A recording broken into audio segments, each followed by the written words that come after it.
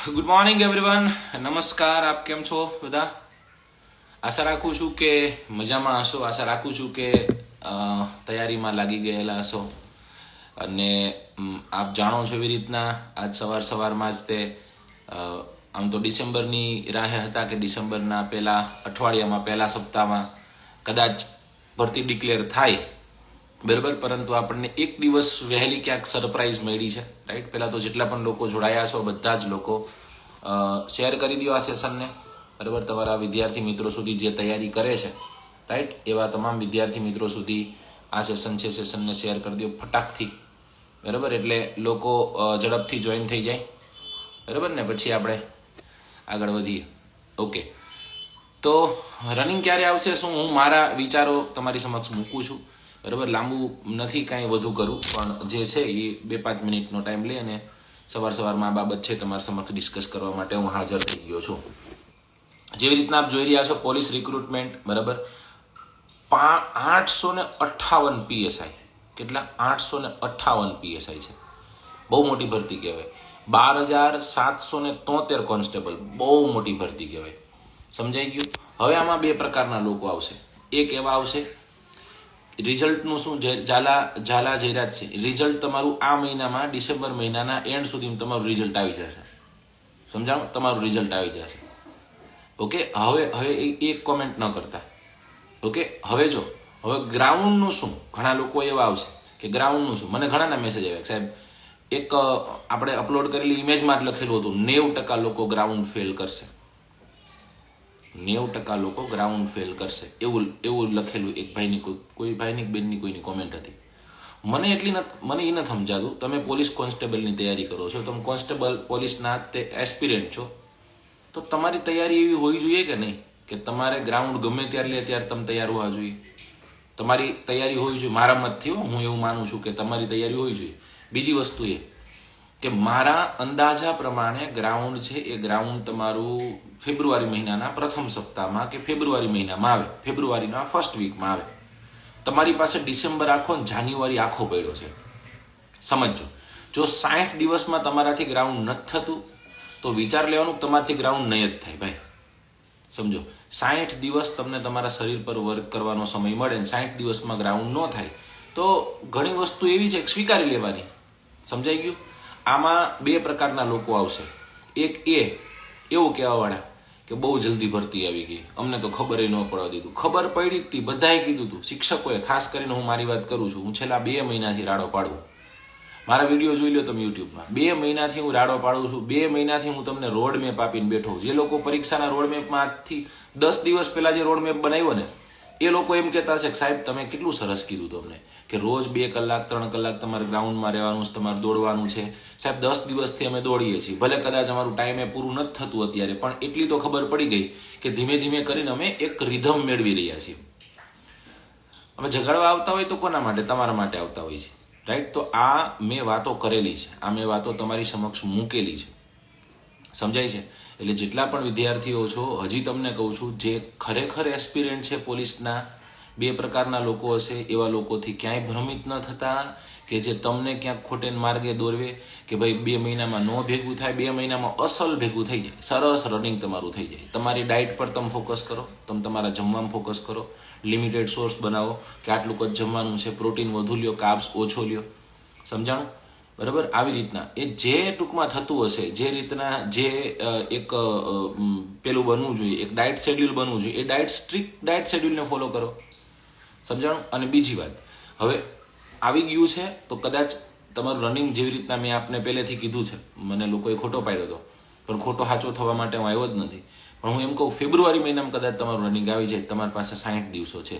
હવે 60 દિવસો છે, 60 દિવસોનો મતલબ ક્યાંક તમે એક્સાઇટમેન્ટમાં આવી જાઓ કે ત્યાં ક્યાંક તમે ડિપ્રેશનમાં આવી જાઓ કે ક્યાંક તમે એન્ઝાઇટીમાં આવી અને આજથી વધુ રનિંગ કરવા માંડો, 2 જગ્યાએ 3 ટાઈમ દોડવા માંડો. એવું નથી કરવાનું. સમજો, એવું નથી કરવાનું. શરીરને એટલું બધું કષ્ટ નથી કરવાનું. બસ મેન્ટલ ટફનેસ રાખજો. ખાલી જ્યારે પણ રનિંગ કરવા જાઓ ત્યારે દોડો છો તમે તો સારું એવું જોગિંગ કરો, પછી દોડો, બરાબર. રનિંગ પછી પાછું જોગિંગ કરો, સ્ટ્રેચિંગ કરો.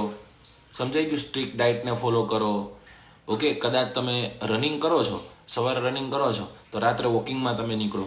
આવી બધી વસ્તુઓ શું કરશે ખબર? રોજ તમે એટલીસ્ટ હું તમને એટલું કહું છું, તમારે એવી ટેવ પાડવાની છે કે એક વખત શરીર ચાલતું થઈ ગયું એટલે 30 મિનિટ ચાલવું જોઈએ. રનિંગ કરો છો તો 30 મિનિટ, વોકિંગ કરો છો તોય 30 મિનિટ, બરાબર. વોકિંગ કરતા હોય ને તોય 30 મિનિટ રાખો, પણ 30 જ મિનિટ રાખો, એમ સમજાણું. 30 મિનિટ એનાથી થશે શું?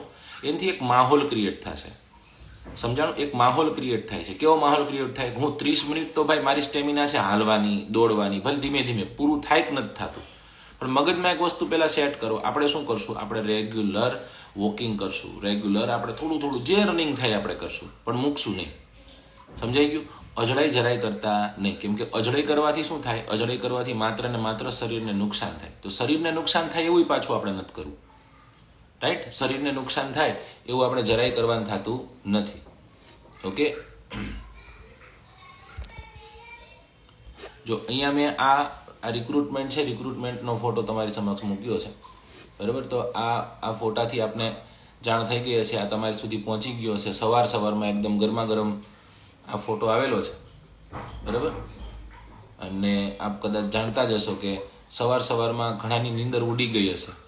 કેમ નીંદર ઉડી ગઈ હશે? તો કે સાહેબ સ્વાભાવિક છે કે એસ્પિરન્ટ હોય, જે તૈયારી કરનારો હોય, ભરતી ડિક્લેર થાય તોય તે બટરફ્લાય થાય પેટમાં, સ્ટમકમાં બટરફ્લાય થાય. આની બરોબર છે, એ થવાય જોઈએ, રાઈટ. પણ ઓવર એક્સાઇટેડ ન થઈ જતા. બસ તમારી રીતના તમારી મહેનત પર ફોકસ કરજો, બરાબર. તમારા પર વિશ્વાસ રાખજો. કેમ કે કોઈ પણ વસ્તુ માટે જો તમને 2 મહિનાનો ટાઈમ મળે ને, તો મને એટલી ખબર પડે કદાચ લેખિકને 2 મહિનાનો ટાઈમ મળ્યો હોત ને તોય ભેગું થઈ જાય, અને કદાચ રનિંગને 2 મહિનાનો ટાઈમ મળ્યો હોય ને તોય ભેગું થઈ જાય. આને ખાલી એક સારા એવા વિઝનથી કઈ રીતના દોડવું એ તમારે જોવાનું છે. ઓકે, તો હવે રનિંગ છે, એ રનિંગ સરસ એવું સ્ટાર્ટ કરીને દોડવા લાગો.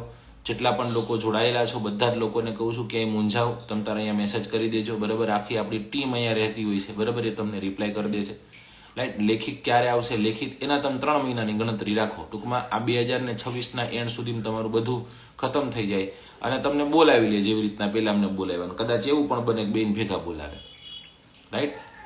ઓકે, એટલે સંભાવના, જો ઘણી વાતો હતી, ઘણા લોકો કે સાહેબ, મારા મિત્રો, મારા કલીગો ઘણા એમ કહેતા હતા કે ઝાલા કઈ રીતના એમ પોસિબલ બને કે રનિંગનું ગ્રાઉન્ડ છે એમાં તો એ લોકો ટ્રેનિંગ કરાવવાના હોય. તો મેં કીધું ટ્રેનિંગ વાળાને 1 મહિનો લેટ બોલાવે. ટ્રેનિંગ વાળાને 1 મહિનો લેટ બોલાવીએ કે ન બોલાવી શકે? તો કે રનિંગ તો 2 મહિના સુધી ચાલે, વધારે 1-2 ગ્રાઉન્ડ વધારે ખોલી, બરાબર, અને કદાચ ટાઈમે લઈ લે એવું બને. સમજાય? પોસિબિલિટી તો બધી છે. કઈ રીતના પોસિબલ કરવું એ હવે સરકારનું કામ છે. આપણું કામ શું? હવે મહેનત કરવું છે. ઓકે, તો કોઈ નહીં, ચકદે પટે. અને કાલે પાછા આપણે લાઈવ થશું. કાલે હું સવારે ફરી એક વખત તમારી સમક્ષ લાઈવ આવીશ. અને રેગ્યુલર હું તમને ઇન્સ્ટાગ્રામના માધ્યમથી તમારી સમક્ષ લાઈવ થઈને તમને પૂછું કે તમે કેવી તૈયારી કરી છે, બરાબર. આપણે એટલીસ્ટ એક દિવસમાં એક વખત આપણે લાઈવ થઈ જઈશું, રાઈટ. તો આ વિડીયોને પણ ઘણા લોકો સુધી શેર કરો, જેથી આપણી ચેનલમાં લોકો જોડાય અને આ જે બધી માહિતીઓ છે એમને મળતી રહે. ને મેં તમને કીધું હતું, એમ લાસ્ટ ટાઈમ કીધું હતું કે ભાઈ બનાવવા છે, પોલીસ કોન્સ્ટેબલ બનાવવા છે, PSI બનાવવા છે. એના માટે મારે જે તૈયારી કરવી પડશે, જે મહેનત કરવી પડશે, તમારા માટે હું કરીશ.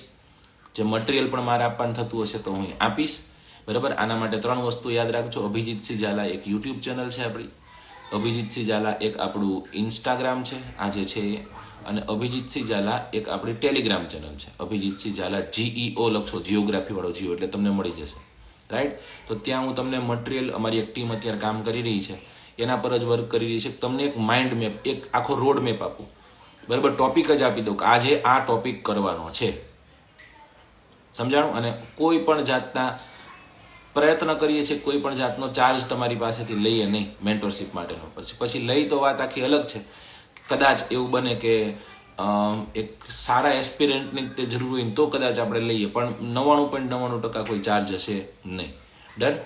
ચલો. અને અલગ અલગ તજજ્ઞોને પણ આપણે બોલાવશું આપણા યુટ્યુબ ચેનલમાં, આપણા ઇન્સ્ટાગ્રામમાં, અને એના માધ્યમથી આપણે જે તે વિષયની માહિતી લેશું. બંધારણ છે તો બંધારણવાળા શિક્ષકને બોલાવીને પૂછશું, સાહેબ બંધારણ કઈ રીતના તૈયાર કરવું, એક જસ્ટ જણાવો અમારા સ્ટુડન્ટને.